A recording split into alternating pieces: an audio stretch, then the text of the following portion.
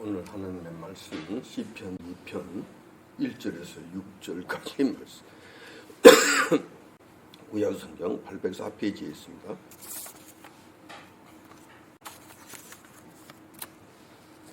다 자신 줄 알고 제가 받들어 봉독하겠습니다. 어찌하여 열방이 분노하며 민족들이 헛살을 경영하는 곳, 세상의 군왕들이 나서며 관원들이 서러우게 하여 여호와와 그 기름 받은 자를 대적함. 우리가 그 맨 것을 끊고 그 결박을 벗어버리자 하도다. 하늘에 계신 자가 웃으시며 주께서 저희를 비웃으시리로다. 그때의 분을 바라여 진노하사 저희를 놀래 이르시기를 내가 나의 왕을 내 거룩한 산 시온에 세웠다 하시리로다. 아멘. 오늘 본 말씀 중심으로 해서 하늘에 계신 분이 웃으시며 라는 제목으로 말씀을 나누고자 합니다. 우리는 지난 월요일, 그러니까 1월 20일 한국 시간으로 1월 21일이 되겠죠. 트럼프 대통령의 화려한 귀환을 목격했습니다. 세계의 대통령이자 미국의 대통령인 트럼프 대통령이 정식으로 취임하는 장면을 목격했다는 것입니다. 미국 민주당을 비롯한 악한 무리들은 이 영광스러운 장면을 보면서 죽을 맛이 없겠지만 우리나라를 포함한 전 세계 선량한 자유 시민들은 이 모습을 감격스러운 마음으로 지켜보았을 것입니다.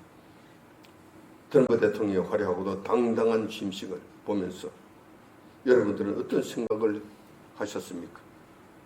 저는 실로 그 감격 그 자체였습니다. 그 무엇보다도 취임식 중간에 미군 병사들로 구성된 합창단과 오케스트라가 홀 안을 행진하면서 글로리 글로리 할렐루야를 찬양하는 그 장면을 보면서 저는 정말 가슴이 찡하고 아주 웅장한 느낌을 받았습니다. 우리 주님께서 이 지상에 오셔서 만왕의 왕으로 등극을 하신다면 얼마나 더 감격스럽겠는가, 이보다도 얼마나 더 영광스럽겠는가 하는 이런 생각이 들었다는 것입니다. 세계 대통령이 취임하는데 이런 생각이 들었다라는 것. 왜 이런 생각이 들었겠는가? 왜 이런 웅장한 생각이 들고 가슴이 정말로 찡한 이런 감동을 느꼈는가? 미국의 대통령으로 하면은 이 지구상에서 최고의 권력자이며 그 위에는 아무도 없습니다. 사실상 미국 대통령 위에 있는 사람이 누가 있겠습니까? 그런데 지금 미국 대통령 트럼프는 취임식에 참석한 전 세계 지도급 인사들과 더불어서 여호와 하나님을 공개적으로 찬양했다는 점, 자기가 최고인데도 불구하고 그 자리에 서서 세계 최고의 내빈들과 귀빈들과 함께 그 자리에서 여호와 하나님을 찬양했다는 것. 하나님께 영광 돌려 글로리 글로리 할렐루야를 함께 찬양하고 경배하게 그분께 먼저 경배를 드렸다는 것. 이것이 감격스러웠다는 것. 저로 하여금 가슴을 웅장하게 만들어 가슴을 찡하게 만들었다는 것입니다. 그리고 한편으로는 너무나 부럽기도 했다는 것. 우리도 저러면 안 될까? 그 새끼 대통령인 우리나라 대통령이 취임할 때 우리도 이렇게 하면 안 될까? 이렇게 하면 얼마나 좋을까 하는 생각을 했다는 거예요. 트럼프 대통령이 취임식 때만 이렇게 한 것이 아니면 트럼프 대통령은 선거 유세 기간 동안에도 자기가 하나님을 경외하는 자임을 천명을 했고, 취임사에서 대통령으로 취임하는 취임 자리에 그 취임사에서도 세계 모든 지도자급 인사들이 직접 앉아있는 자리에서 전 세계 시민들이 지금 방송으로 보고 듣고 하는 그 자리에서 그 자리에서도 자신의 신앙을 당당하게 고백하는 행위가 더불어 대통령 취임 이후 즉시 긴급 행정명령을 발령하면서도 긴급 행정명령을 발령하면은 바로 그때부터 통치행위가 시작되잖아요. 그 과정에서도 비성경적이거나 기독교 세계관에 어긋난 모든 문제들은 즉시 시정토록 했다는 것입니다. 이런 모습들을 보면서 비록 우리가 미국 사람은 아님에도 우리 마음을 얼마나 시원하게 해주는지, 그래서 트럼프 대통령의 취임을 그렇게 바랐던 것인지도 모릅니다. 트럼프 대통령 이러한 신앙적 모습들은, 신앙적 생각을 가지고 있는 이 모습들은 선거 유수의 기간 동안에도 나타나 여러 가지 측면에서도 그가 나타났다는 것. 우선 선거 유세 기간 중에 있었던 대표적인 사건을 한번 살펴보도록 하겠습니다. 여러분들이 잘 아시는 내용들. 그런데 많은 내용들 중에 추려서 아주 핵심적인 내용들만 여러분들에게 말씀드리면서 우리가 이 내용 쭉 한번 살펴보고자 하는 것입니다. 선거 유세 기간 동안에 있었던 일들, 이건 전부 다 신앙과 관련된 내용들만 추린 거예요. 우리 주님과 관련된 내용들만 추린 거예요. 말이에요. 이 사건, 여러분들이 잘 아시는 사건이 하나 있습니다. 지난 2024년 7월 미국 펜실베니아에서 대통령 선거 유세 기간 중에 일어난 사건이죠. 괴한이 쏜 총에 하마터면 트럼프 대통령이 즉사할 뻔했습니다. 이 사건 여러분들이 잘 아시잖아요.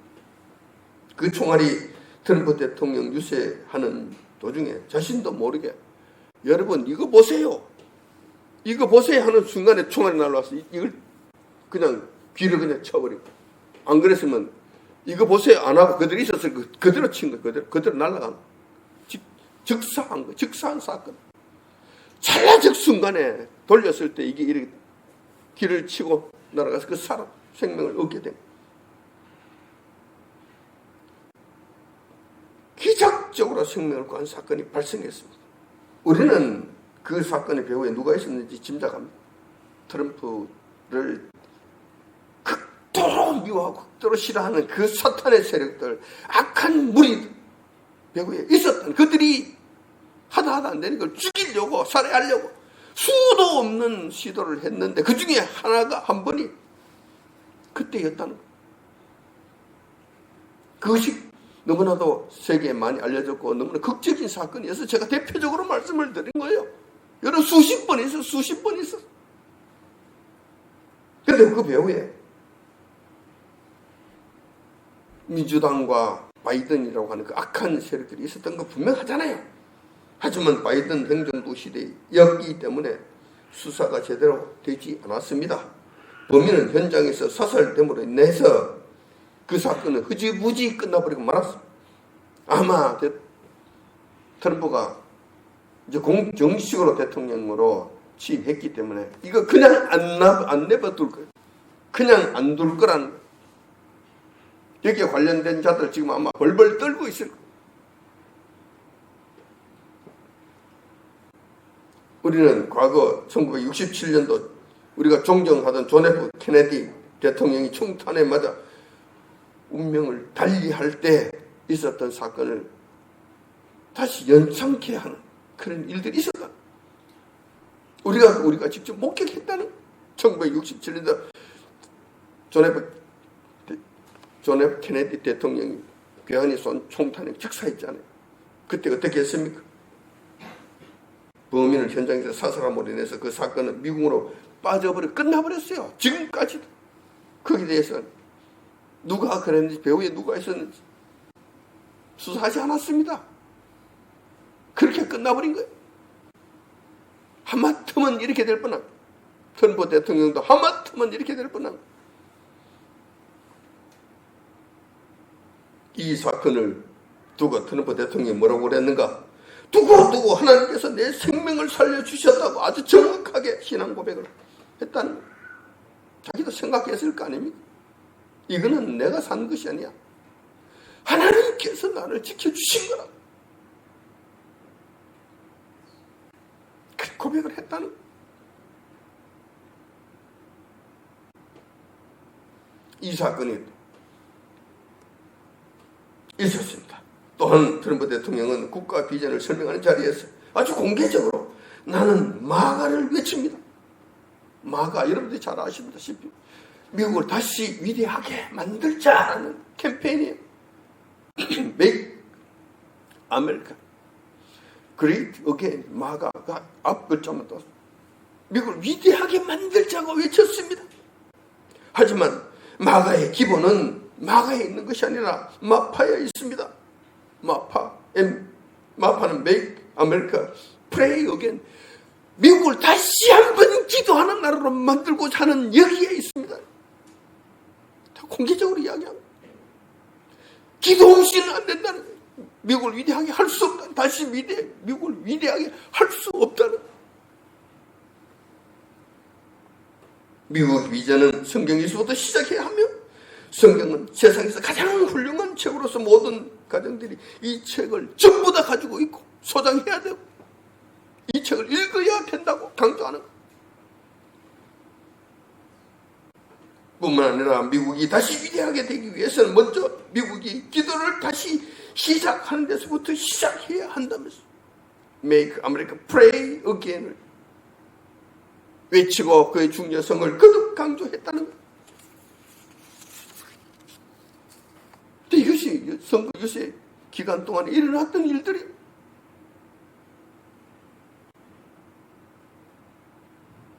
또한 지난 1월 20일 제47대 미국 대통령 취임식 때 취임사를 통해서 그는 어떤 이야기들을 했는가? 많은 이야기를 했습니다. 그 중에서도 우리가 관심을 가지는 것은 그가 하나님과의 관계 속에서 무슨 말을 했는가? 이것이 중요하잖아요. 그 부분을 한번 살펴보자는 거예요. 취임사를 통해서도 그는 여호와 하나님의 도우심을 재차 천명했다는 거예요. 지난 필라델피아 선거 유세 기간 동안에 총기 비석 사건과 관련해서 그는 이렇게 고백한 거예요. 취임사에서 이렇게 고백한 거예요. 그거 한 말 그대로 옮기면 이렇습니다. 하나님께서 나를 살려주신 이유가 있으신 것 같습니다. 전 세계 지도자급 인물이 앉아있는 그 자리에서 전 세계 시민들이 지금 보고 있는 가운데서 공개적으로 공식적으로 이 말을 하는 거예요. 하나님께서 나를 살려주신 이유가 있는 것 같습니다. 그것은 미국을 다시 위대하게 만들어라. 이것 때문인 것입니다. 이거 하라. 그때는 미국을 다시 위대하게 만들어라 이걸로 끝냈지만 앞에서 선거 유세 기간 동안에는 이 미국을 다시 위대하게 만들어라는 이 말의 의미가 밑에 숨은 의미가 있잖아요. 이것은 미국을 다시 기도하는 나라로 만드는 데서부터 시작해야 된다는 것, 이것이 감추어져 있는 말씀이잖아요. 이 말을 했다는, 공개적으로 했다는. 근데 그 자리에는, 그 취임식 자리에는 반기독교 세력들이 있었을 뿐만 아니라 반 트럼프 진영들이 대거 포진하고 있었어요. 오바마, 빌 클린턴, 바이든, 해리스, 그 미친 여자 같은 해리스. 그는 민주당 대표 쓰레기 인간들. 그 앉아있잖아요. 앉아있는 자리에서. 그들은 극도로 하나님을 섬기는 것을 싫어하는 그들이 있는데도 불구하고 공식적으로 앉혀놓고 그대로 이야기. 두려움 하나 없이 어떤 의식하는 하나 없이 오로지 하나님만을 생각하며 두려워하면서 그분 앞에서 그냥 갖다 때려 쏟아 부어버리는.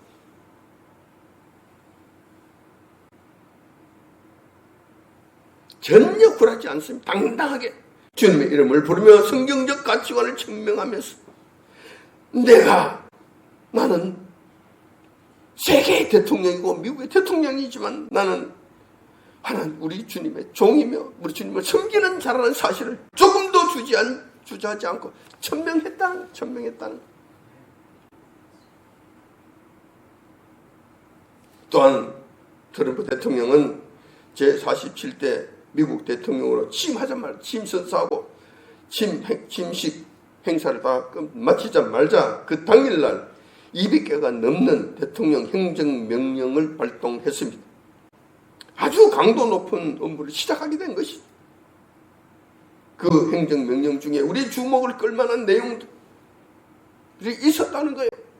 다른 건 우리 별 관심이 없지만 성경적 가치관과 우리 지금과 관계 속에서 일어난 일들만큼 우리 관심을 가지고 봐야 되잖아요. 그것만 우리 조금만 한번 살펴보자는 거예요.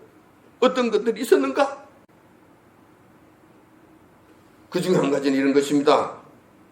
앞으로 미국의 성별은 두 가지밖에 없다. 두 가지밖에 인정하지 아니한다. 남성과 여성, 성경에서 말씀하시는 이 남성과 여성, 이 두 가지뿐이다. 그 외에는 안 된다. 성전환 수술한 자, 하고 싶은 자들 해라. 좋은데 그들은 공직에 들어올 수 없다. 군대에 들어올 수 없다. 성전환해서 했다고 하면서 남자가 여장을 하고 여자 화장실에 들어가는 이런 거 안 된다. 내가 성전환 수술을 했다고 하면서 남자가 여자 경기에 출전하는 이런 일들은 안 된다. 일절은 안 된다. 일절. 완전히 끝장을 내버려. 확실하게 그렇게 해버렸다는 거예요. 또한 그동안 바이든과 해리스가 병적으로 시도했던 한 가지 사실이 있는데 12월 25일만 되면 메리 크리스마스라고 하고 부르는 이것을 병적으로 싫어했다는 거예요. 해리스는 더욱더 그런 거예요. 부통령 여자, 이상한 여자. 그래서 행정명령으로 그걸 금지시켰어요. 메리 크리스마스라는 말을 하지 못하도록 금지를 시켰다는 거예요. 그 대신에 해피 할러데이라고 부르라고 금지시키고 이렇게 바꿨다는 거예요.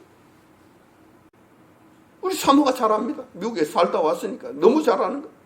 속이 상해서 미칠지게 속이 상해서 크리스마스 캐롤을 함부로 틀 수도 없어. 메리 크리스마스라는 말도 함부로 할 수가 없어. 이 지경이 됐다는 거예요. 이걸 즉시 원상 회복시켰다. 무슨 소리 하는 거야? 우리나라는 미국은 우리 주님의 나라인데 왜 메리 크리스마스를 할 수 없어? 또 다른 차별을 한다는 것인가? 폐지시키고 얼마든지 할 수 있어. 원상 회복을 시켰다는 거야. 이런 것들은 아주 지금까지 살펴본 이 내용들은 트럼프가 대통령이 얼마나 성경적으로 그 성경적 생각을 갖고 있고 그의 믿음과 그의 생각과 그의 신앙이 얼마나 긍정적인 것인가 우리가 조금 살펴봤다는 거예요. 그 외에도 수많은 이야기들이 있지만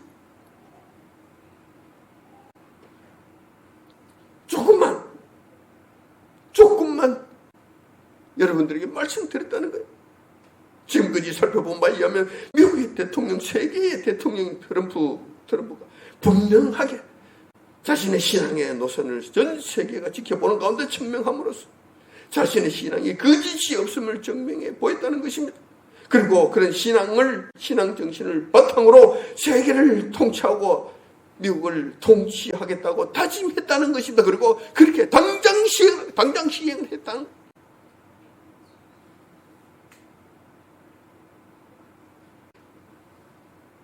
그렇다면 트럼프 대통령이 원래부터 이런 사람이었는가? 처음부터 이런 신앙 고백을 할 만큼 믿음이 좋았던 사람이었던가? 물론 아니죠. 물론 기독교 가정에서 자랐지만 그가 지나온 과정들을 보면은 그렇지 않았어요. 그죠? 그냥 그렇게 교인 정도로 선데이 크리스찬이라서 교회 왔다 갔다 하는 정도였지, 이렇게 자기가 목숨 걸고 신앙을 고백하고 목숨 걸고 신앙을 지키겠다고 고백한 이런 정도까지는 아니었다. 당연히 아니야. 지금처럼 세계 대통령에도 불구하고 예수님을 자신의 왕으로 삼고 성경적 가치관을 통치 기물로 삼기까지 그냥 그렇게 되었을까? 자연스럽게 그렇게 되었을까? 그렇지 않다는, 제가 볼 때는 그렇지 않다는. 아니, 세상 사람들이 어떻게 평가를 할지 모르겠지만 전문가라고 하는 자들이, 트럼프 대통령에 대해서 전문가라고 하는 사람들이 수도 없이 나와서 떠들어대고 있지만 그들이 무슨 소리를 하든지 간에 저는 관심 없습니다. 참고할 따름이. 제가 보는 관점은 다르다는 거예요. 그들하고 다르다는 거예요. 그렇게 되기까지 그냥 된 것이 아니다. 여러분들도 잘 알고 있는 바와 같이 트럼프 대통령, 지난 2020년 대통령 선거 당시에는 민주당 바이든의 근소한 차이로 져서 패배한 적이 있었어. 자, 지금의 트럼프가 되기까지의 과정을 제가 말씀을 드리는 것. 그게 그렇게 되기까지는 요 하나님의 간섭하심이 계셨고, 요 하나님의 간섭은 그러하고 혹독한 시련으로 그에게 나타났다는 것. 혹독한 시련으로. 그래서 그가 지금의 트럼프 대통령이 됐다는 것. 그 사실을 요 하나님께서 그를 혹독하게 다스리신 그 사건을, 그 과정을 제가 저의 관점으로서 말씀드리고자 한다는 거예요. 2020년 쳤잖아요. 선거에서 쳤잖아요.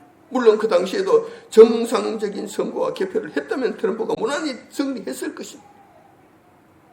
하지만 선거 부정 투표에 투정 개표까지 더해져서 완전 무법 천지 상태에서 정말 인간 같지도 않는 바이든과 해리스에게 참패를 당했던 것입니다.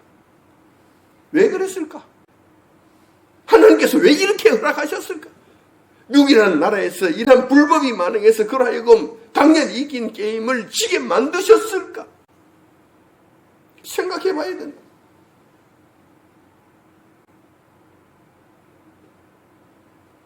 그때 당시에도 이런 부정선거에 대해서 트럼프 진영이 수도 없이 공정한 수사를 요구했습니다. 개표를 요구했습니다. 확인하자고 요구를 했습니다. 수도 없이 했습니다. 법원에 소송하기도 하고 대법원까지 가기도 했습니다. 그러나 그 법원들은 한결같이 바이든의 손을 들어줌으로써 사법 진영이 완전히 썩어 빠진 상태였다는 것을 확인만 했을 따름 누구 하나 트럼프 대통령의 손을 들어준 것이 없었다는.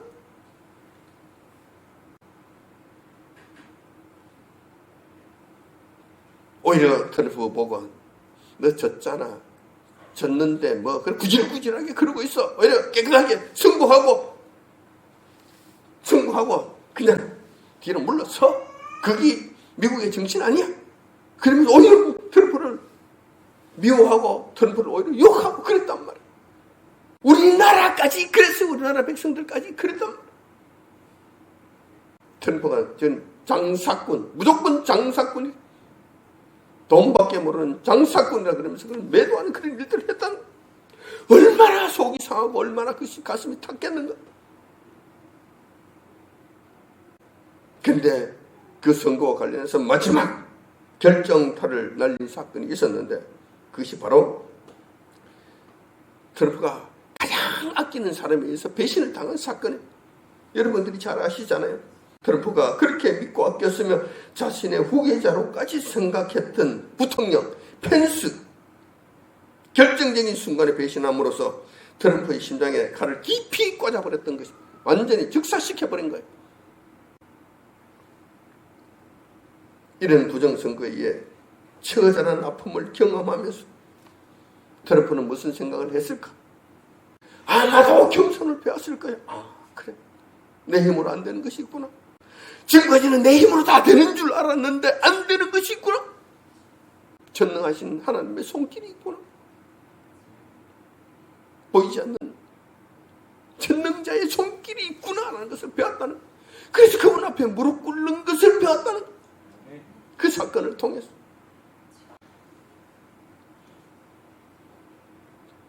트럼프가 바이든에게 패배한 이후 2020년 이후부터는 시련이 본격적으로 찾아왔습니다. 말도 안 되는 문제 삼아서 4년 동안 트럼프가 대통령에 떨어진 이후 재선되기까지의 4년 기간 동안 50건이 넘는 사건으로 경찰, 검찰 조사를 받게 되었던 것입니다. 여러분 4년 같으면 48개월입니다. 한 달에 한 건 이상씩 사건이 그에게 주어져서 그러고 이거 조사를 받게 하고 심판을 받게 하고 재판을 받게 하고 사람을 못 살게 그렇다고 못 살게. 여러분 한 달에 한 건 이상씩 여러분을 괴롭히면 어떻게 살겠어요? 4년 동안 어떻게 살겠냐고. 4년에 한 건도 힘들 것. 가정에 가장 핵심적인 사건이 있습니다. 4년 내내 트럼프를 괴롭힌 사건이 있었는데 그것이 바로 러시아 내통 사건과 미 의사당 난입 주도 사건입니다. 이 두 가지 사건 모두 악랄한 민주당, 바이든, 오바마 이 인간들이 날조 조작해서 트럼프에게 갖다 뒤집어 씌운 그런 사건이잖아요. 전혀 상관없는 일들을 그들이 조작해서 만들어서 갖다 뒤집어 씌웠다는 트럼프 대통령. 그래서 4년 동안 내내 괴롭혔답니다. 그들의 목표는 그겁니다. 빨리 죽어라 너. 빨리 주저앉아. 대통령이고 뭐고 앞으로 정치할 생각하지 마. 보따리 싸서 바로 집에 돌아가. 그래서 그냥 골프나 치고 그냥 그렇게 살아. 앞으로 정치할 생각하지 말고. 이거였겠죠. 다음 대통령 다시 재차 나온다. 꿈도 꾸지 마. 이거였어요. 이거였겠지. 그러나 트럼프 대통령 굴하지 않고 꿋꿋이 말씀으로 인해 가지고 결국은 그거는 증거를 찾지 못함으로 인해서 구속시키지 못해. 그렇게 구속시키고 싶어 했는데 구속까지는 못했어요. 하나님께서 그걸 막아주신 것 같아. 이거는 너무 심하다고 생각해. 이건 막아주셨던 것 같아. 나이도 많고 하니까. 이 부분은 주님의 은혜였고 주님이 막아주신 것 같다는. 그러나 이 두 가지 사건만으로도 지난 4년 동안 트럼프는 엄청난 심적 고통을 받았던 것입니다.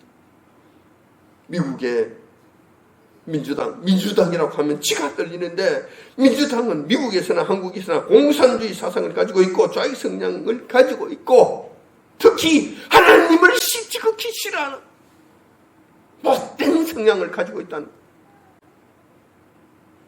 이런 측면에서 얼마나 어쩌면 그렇게 같은가. 뿐만 아니라 국가 권력을 동원해서 자신들이 지목하는 선량한 자들을 죽이는데 아주 즐거이 사용한다. 국가 권력 기관을 정적을 제거하는데 자기 마음에 안 드는 사람들을 죽이는데 아주 전문적으로 동원하는, 악랄하게 사용하는. 어쩌면 그렇게 같을까? 민주당이라고 하면서 민주는 찾아볼 길이 없는 완전히 사탄의 하수인의 모습들을 보이고 있다는. 이 과정을 통해서도 트럼프는 마음고생 정말 4년 동안 줄기차게 해줄 것으로 보입니다. 줄기차게. 또한 트럼프는 대통령 선거 낙선 후 지난 4년 동안 무슨 생각을 했을까? 미국이 전체적으로 좌익 민주당 세력에게 넘어갔구나 하는 것을 처절하게 깨달았을 것으로 보입니다. 확인하고 또 확인했다는 거예요. 다시 말해서 미국의 선량한 보수 세력들을 제외한 모든 기관들이, 국가기관들, 언론들, 정치인들 하나 할 것 없이 모두 다 트럼프를 적대시했다는. 반면에 민주당과 바이든을 철저하게 감싸고 있다는 사실을 온몸으로 느끼는 나날의 살리었다 였을 것이라는 거예요. 4년 내내 철저하게 깨달았다. 우선 정치권은 불법 선거로 상하원 모두 장악했지요. 4년 동안 민주당이 불법 선거로 상원 하원 모두 장악했기 때문에 트럼프를 정치적으로 울타리 역할을 해줄 만한 정치인이 없었다. 물론 미국에도 트럼프가 속해 있는 공화당이 있지요. 우리나라로 이야기할 때도 국힘당 같은 것이 있었습니다. 그런데 이 공화당이 있기는 했지만 공화당 의원 중에서도 상당수 민주당 좌익 세력들에게 이에 보섭되고 매수됐어. 겉으로는 웃으면서 뒤로는 반트럼프적인 자세를 보였던 거예요. 대표적인 것이 펜스, 이 미꾸라지 같은 생쥐 같은 놈, 펜스 부통 대표적이잖아요. 이런 놈이 수두룩했다는 거예요. 수두룩했다는 거예요. 자기 편이 아니라 공화당조차도 자기 편이 아니라는 것을 뼈저리게 깨달았다. 언론은 자기 편인가? 아니죠. 미국의 언론은 정상적일 것이라는 생각을 할지 모르겠습니다. 하지만 미국 언론은 한국 언론보다도 더 먼저 썩었고 더 푹 썩었어. 더 부패했어. 그들은 완전히 민주당과 바이든 편이 되어서 그들의 바이든과 민주당의 잘못은 철저하게 덮어주고 잘못한 것도 아주 잘한 것처럼 포장해서 선전해 주는데 온전히 한 일심동체가 됐어. 4년 내내 그랬고 지금도 그러고 있는 거예요. 언론이 앞장서서 여론 조작을 할 뿐만 아니라 여론 조사까지 사기를 쳐서 악을 자행하는데 앞장서 왔다는, 언론이 그렇게 왔다는, 정론 진실만 보도한다, 개나 줘버려. 떠나간 지가 오래됐어. 오래됐어. 반면에 트럼프에 대해서는 너무나 적대적이었다는 거예요. 언론이 그랬다는 거예요. 사사건건 후벼파고 시비를 걸고 무조건적으로 적대적 자세를 취했다는 거예요. 대표적인 것이 그렇잖아요. 트럼프는 저거는 장사꾼이라고, 장사꾼. 한마디로 끝내 장사꾼이고 남봉꾼이라고 그렇게 해서 그냥 매된. 그가 정치하면서 장사했습니까? 사업했습니까? 일기 대통령 시절에, 트럼프가 일기 대통령 시절에 시작할 때 자기 재산이 3조였답니다. 마치고 나니까 일기 대통령 4년 마치고 나니까 자기 재산이 2조로 줄어든, 1조를 자기가 대통령 하면서 다 탕진한 거예요. 날린 거예요. 그래서 그가 구속을 시키고 싶어도 그렇게 구속을 시키고 싶었는데 구속을 못 시킨 거예요. 근데 장사꾼이라고? 나라를 위해서 정치했지, 장사꾼이라고. 이것이 언론들이 하는 아주 나쁜, 지독하게 악한 행태들. 민주당이 그렇고 언론이 한도 구석에 대해서 이런 짓을 했다는 뿐만 아니라 여러분들 잘 아시는 바와 같이 소셜미디어였던 트위터, 페이스북, 유튜브 같은 곳에서 트럼프가 강제 퇴출당했어요. 전직 대통령인데 퇴출시켰다니까. 너희들이 사용하지 못한다. 왜냐하면 그것을 통해서 자신의 입장을 밝히니까.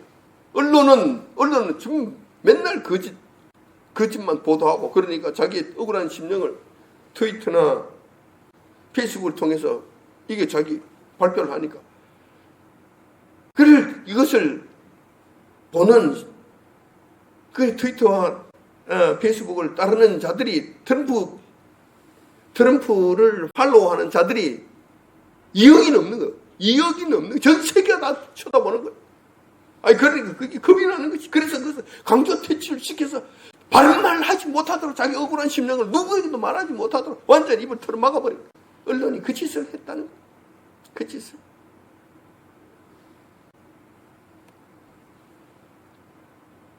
그의 사법체계는 어떠했는가? 경찰, 검찰, CIA, 법원, 판사들, 그들은 어떻게 했는가? 하나같이 다 바이든과 민주당 손아귀에 사로잡혀서 공정한 수사나 재판은 상상할 조차 할 수 없는 지경이 되었다. 바이든과 민주당에 대해서는 한없이 관대하다가도 트럼프가 관련된 사건 요만 하나쯤이라도 뭐 어쩌고 저쩌고 하면 벌떼같이 덤벼들고 미친 개처럼 날뛰면서 트럼프를 4년 동안 내내 4년 내내 괴롭혔다는 거예요. 제가 지금까지 설명한 것은 시간상 아주 조금 대충 말씀드린 것입니다. 그 외에도 말할 수 없는 박해와 협박, 살해, 위협까지 시달려만 했다는 4년 내내 또. 문제는 트럼프가 악인이 아니라 선한 자이며 그래도 성경을 중요시하는 자였는데도 왜 이런 부당한 일이 그에게 벌어졌는가 한다는 점입니다. 특별히 대통령 낙선 이후 지난 4년간 아주 혹독한 견디기 힘든 과정을 겪게 되었는가 했다는 점, 이 점입니다. 이걸 생각해 봐야 된다. 왜 그랬나? 우리는 먼저 이 사실부터 알아야 합니다. 이 세상은 하나님께서 창조하셨고 하나님께서 친히 다스려신다는 사실입니다. 따라서 미국뿐만 아니라 이 나라 대한민국은 물론 우리 개개인까지도 친히 간섭하시고 다스리신다. 참새 한 마리도 하나님의 하나님 뜻이 아니면 떨어지지 아니하시는 하나님의 다스리심 속에 있으시다는 거예요. 온 세상 만물은 다 그렇다는 거예요. 그렇다면 그나마 괜찮은 정치인이었던 트럼프 대통령에게 지난 4년 동안 왜 그런 혹독한 시련을 겪게 하셨을까? 겪게 하신 분도 하나님이신데 그 일을 왜 하게 하셨던가?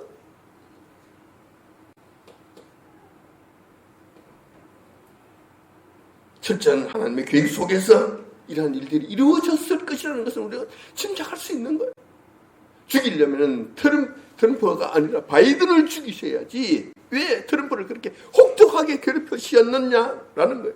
이거는 철저한 하나님의 섭리 속에서 계획 속에서 이루어졌을 것이라는 것을 생각할 수 있다는 거예요. 왜냐하면 트럼프는 그네도 하나님을 알고 하나님을 섬기려고 마음 자세는 되어 있는 자였기 때문이라는 거예요. 왜 그렇게 했을까? 한마디로 말씀을 드리자면 트럼프를 납작하게 하기 위해서라는 것입니다. 그렇게 해서 하나님만을 찾고 의지하도록 하기 위해서라는 것입니다.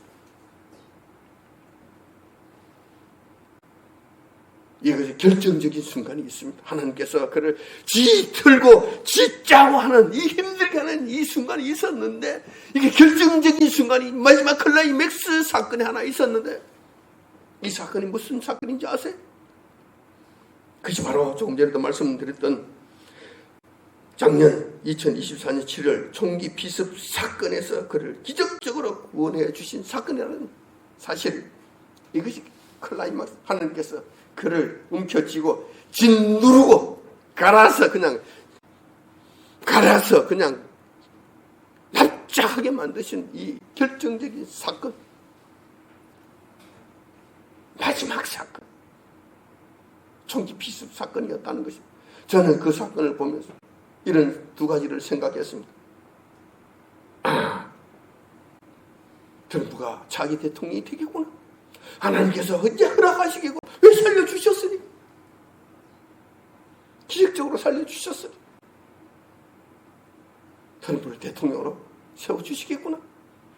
그런 확신을 갖게 됐다. 또 두 번째 확신을 갖게 된 것은 이 트럼프 대통령의 시련은 이제 끝났구나. 이것이 마지막. 이제는 그가 평탄한 길을 갈 수 있겠구나. 그렇게 고통당하지 않고도 갈 수 있겠구나 하는 생각을 했다는 것입니다.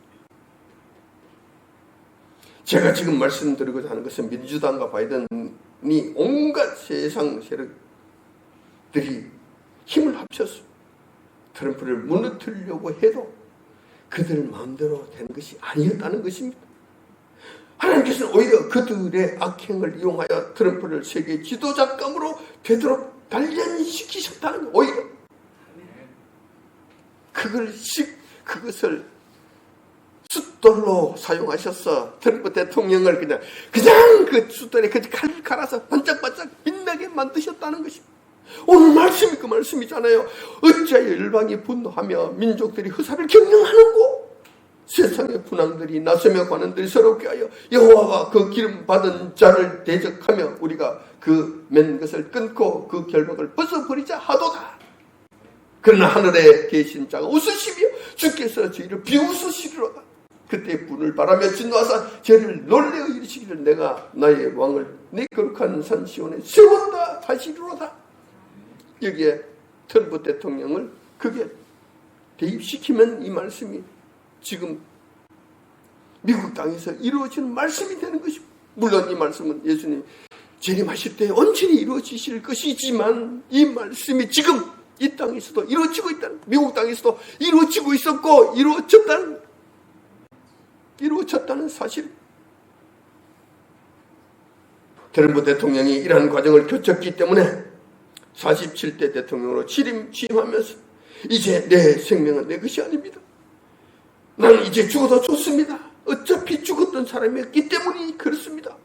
나는 지금 이 세상 사람이 아니기 때문에 지금 덤으로 사는 사람입니다. 그렇기 때문에 나는 지금부터는 죽음을 불사하고 저 사악한 세력들을 척결하는데, 그리고 미국이라는 이 나라를 바로 세우는데 목숨을 걸겠습니다라고 고백한 거예요. 이것이 가능하게 되었다는 것입니다. 이것이 가능하게 되었다는 것입니다. 그래서 취임식 날부터 아주 노골적으로 만천에 공개했다는 것입니다. 이 사실을 공개했다는 것입니다. 그리고 대통령 취임 즉시 이것을 시행했던 것입니다. 이것이 가능한 것은 그동안 하나님께서 트럼프에게 죽을 만큼 큰 시련을 주시면서 혹독한 훈련을 시키셨기 때문이라는 사실을 알아야 할 것입니다. 자, 그렇다면 우리나라 대한민국은 어떠한가? 이것이 중요하잖아요. 미국 사건을 이야기하고자 이렇게 장황하게 여러분들에게 설명한 것이 아닙니다. 지금 이것을 말씀드리기 위해서 제가 지금까지 정확하게 이 사실들을 말씀드린 것입니다. 여러분 자세히 보면 참 이상합니다. 우연의 일치인지는 모르겠지만 미국과 우리나라 대한민국은 비슷한 형태의 동조 현상이 일어나고 있다는 사실입니다. 여러분들이 아실지 모르실지 모르지만 저희 눈에는 확실하게 보인다는 거예요. 미국에서 일어나면 한국에서 일어나고, 반대로 한국에서 이러한 현상이 나타나면 미국에서도 이와 비슷한 현상이 나타난다는 것입니다. 동조 현상이 나타난다는 거예요. 아, 무슨 말씀을 그렇게 하십니까? 미국이 우리지. 사실 그럴까요? 그렇지 않아요. 제가 본 관점에서는 이러합니다. 우선 비슷한 점이 너무나 많다는, 미국과 한국은 현실이 지금 너무나 비슷하다는 것. 한번 말씀드려볼까요? 부정선거가 판을 친다는 점. 미국과 한국이 얼마나 비슷한가. 언론과 사법기관이 타락해서 악한 자의 편을 든다는 점. 민주당과 바이든은 우리나라 더불어민주당과 이재명과 하는 짓거리가 그 같다는 것. 똑같다는 것. 미국의 공화당과 한국의 국힘당이 비겁한 모습을 보이고 있다는 점. 똑같이 비겁한 모습을 보이고, 그 여당이었잖아요. 공화당, 미국의 공화당, 한국의 국힘당. 한결같이 비겁한 모습을 보이고 있다는 점. 선한 정치인인 트럼프가 악한 자들에 의해 크게 부당하게 시달림을 받는 것과 윤석열 대통령이 괴롭힘을 당한 점들이 어쩌면 그렇게도 판박인가? 어쩌면 그렇게 같은가? 또 한 가지가 더 있지. 하나님의 관점에서 보면은 앞으로 복음을 들고 온 천하 세계에 나가서 전해야 될 복음 전파 사명, 땅끝까지 복음을 증거해야 될 그 사명을 가진 나라가 이 세상에서 미국과 대한민국 이 두 개밖에 없다는 이 사실, 판박이라는 이것도 똑같다는 거예요. 하나님께서 운행하시는 이 측면에서도 미국과 한국이 같다는 점, 이런 점에서도 같다는 거예요. 무엇보다도 중요한 것은 트럼프가 하나님의 손안에서 부당한 괴롭힘 받았던 것이 요 하나님을 찾게 했고 신앙을 고백하게 했다는 점을 예의주시해 봐야 할 문제라고 봅니다. 이것이 가장 중요한 핵심 포인트. 가장 중요한. 트럼프 대통령이 하나님의 손아귀에 붙잡혀서 부당한 괴롭힘을, 그동안 부당하다고 생각된 이 괴롭힘을 그렇게 많이 받았던 것. 이걸 정말 예의주시해 봐야 될 중요한 문제라는 거예요. 왜냐하면 지금 윤석열 대통령도 말도 안 되는 지극히 억울한 사건으로 숨통을 조여오는 고통을 당하고 있기 때문에 그래 똑같은 형태의 지금 괴로움을 당하고 있다는 거예요. 트럼프와 차이가 있다면 트럼프는 4년 동안 서서히 괴롭힘을 당했다고 한다면 윤석열 대통령은 짧은 기간에 아주 강도 높은 고난을 당하고 있다는 점이랑 이 점이 다르면 다르다고 해야 할 것입니다. 다시 말해서 트럼프는 구속당한 적은 없었어요. 그런데 윤석열 대통령이 지금 구속당해서 지금 수사를 받고 있잖아요. 얼마나 고통스럽겠어요. 얼마나 모멸스럽고 얼마나 힘들겠냔 말이에요. 우리의 상상을 초월한 고통을 지금 당하고 있을 거란 말이에요. 하나님의 손에 의해서 진둘림을 받고 있을 거라는 거예요. 그런데 다행히 그저께 윤석열 대통령으로부터 아주 희망적인 소식을 듣게 됐습니다. 윤석열 대통령이 구치소에서 성경책을 찾았다는 것입니다. 성경책을 보내달라고 정식으로 요청을 했다는, 그것도 김진영 목사님 편에 성경을 보내달라고 요청을 했다는. 그래서 김진영 목사님께서 친필 사인한 성경책을 보내드렸다고 하니 얼마나 이것이 다행한 일인가 싶은 생각이 든다는 거예요. 저는 드디어 윤석열 대통령이 이제는 여호와 하나님을 찾는가 보다. 이게 기대할 수 있는 것, 소망할 수 있는 것은 전지 그 어디에도 없다. 여호와 하나님만이 나의 생명이 되시고 나의 소망이 되시고 여기에서 나를 풀어주실 수 있겠구나, 이 억울함을 풀어주실 수 있겠구나 하는 것을 찾았다는 것입니다. 찾았다는 증거로 보였다는 것. 그가 그렇게 소중하게 여겼던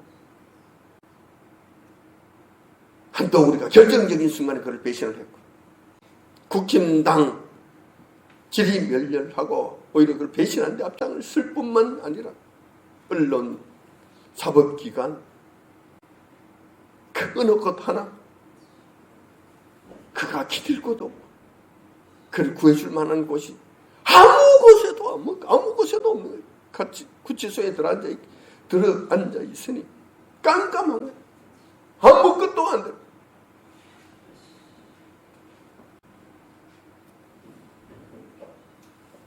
자, 이렇게 된다면 하나님께서 이제 일하실 것이다.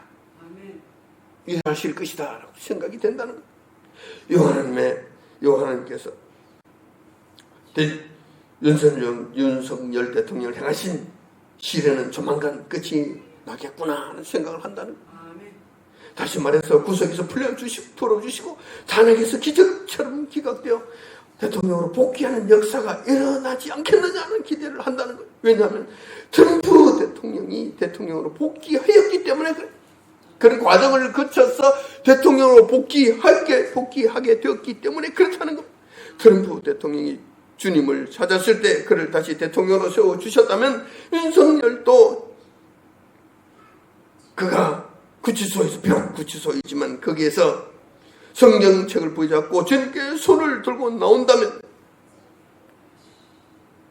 같은 방법으로 그를 회복시켜 주실 것이기 때문에 그렇다는 것입니다.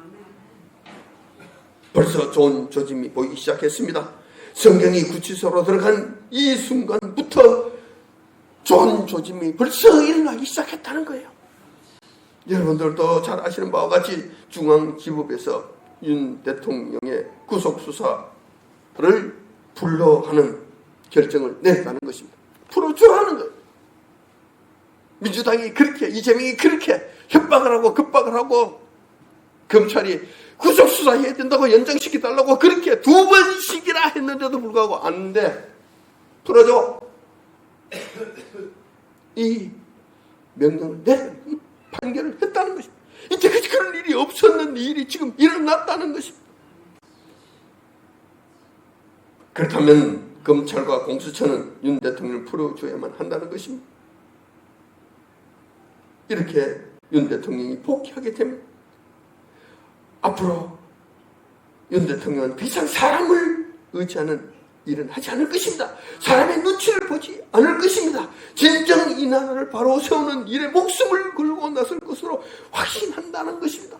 트럼프 대통령처럼 이 과정을 거치지 아니하면 윤 대통령은 목숨을 걸고 이 나라를 다시 세우지 않습니다. 하나님의 뜻을 이 나라에 이루지 못한단 말이에요. 이룰 수 없다는 말이에요.